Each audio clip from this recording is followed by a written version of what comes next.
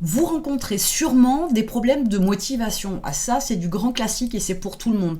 Alors, d'abord, c'est pas un bouton on-off, la motivation, ça fonctionne pas avec ça.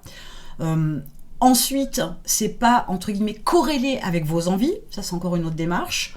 Ensuite, il n'y a pas de potion magique non plus pour refaire machine arrière à la motivation, pour qu'elle revienne à vous, parce qu'elle s'était partie, elle s'était barrée. Tout ça, la motivation, on s'en fait une idée comme ça, de dingue. Mais la motivation, c'est pas un truc qu'on maîtrise, qu'on contrôle, entre guillemets, à proprement parler. Pour certains même, la motivation, c'est même le critère principal pour avancer. Et ça fonctionne pas comme ça.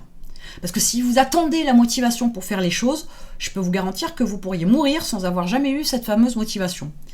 La motivation, elle vient et elle perdure et avec une certaine consistance, une certaine valeur, une certaine force, voilà.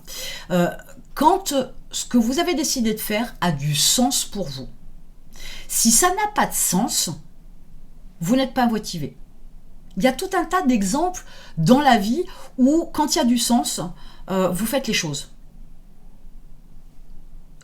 Des exemples, j'en ai pas là tout de suite, s'il faut que je me creuse le neurone, ok. Vous pourriez, je sais pas moi, par exemple, faire 1 heure de trajet le matin, 1 heure de trajet le soir, pour un job qui vous plaît énormément, qui vous éclate. C'est pas la meilleure des solutions, enfin c'est pas le meilleur des choix, on est d'accord, mais comprenez que si ça a du sens, vous le ferez, c'est pas un problème. Alors qu'un autre job qui vous ne plairait pas, jamais vous ne feriez 2 heures de route par jour. Pour votre business, c'est pareil. Prendre un business ou démarrer un business, lancer un business sur un sujet qui ne vous plaît pas particulièrement et qui n'est que rentable, ça a du sens au début.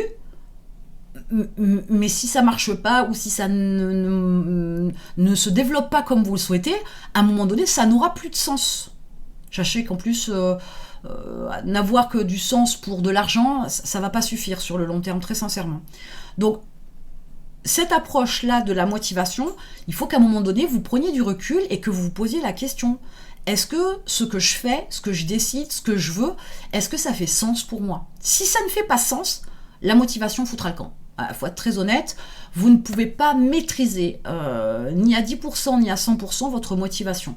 Par contre, le sens, si ça vous parle, oui, ce sera beaucoup plus facile. Et c'est aussi ce qui va vous permettre d'avoir des espèces de garde-fous en vous disant, quand ça n'ira pas, pour plein de raisons, vous pourrez vous dire, ok, je le fais pour une raison particulière, parce que ça a du sens pour moi.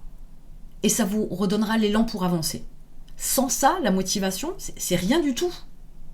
Il n'y a pas que le critère de la motivation qui doit être important dans votre démarche de développement de votre entreprise. Ce n'est pas possible.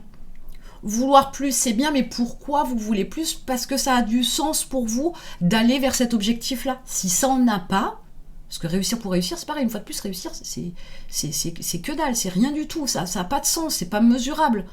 On a tous une définition différente.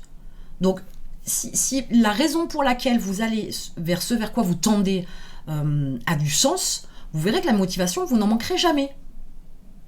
Voilà. Donc, la motivation n'a pas de bouton. La motivation, c'est pas quelque chose qu'on contrôle et qu'on gère. Par contre, ce qu'on est capable de décider une fois de plus, c'est le sens que peut prendre l'objectif, les décisions, etc. qu'on prend pour pouvoir avancer dans le développement de son business.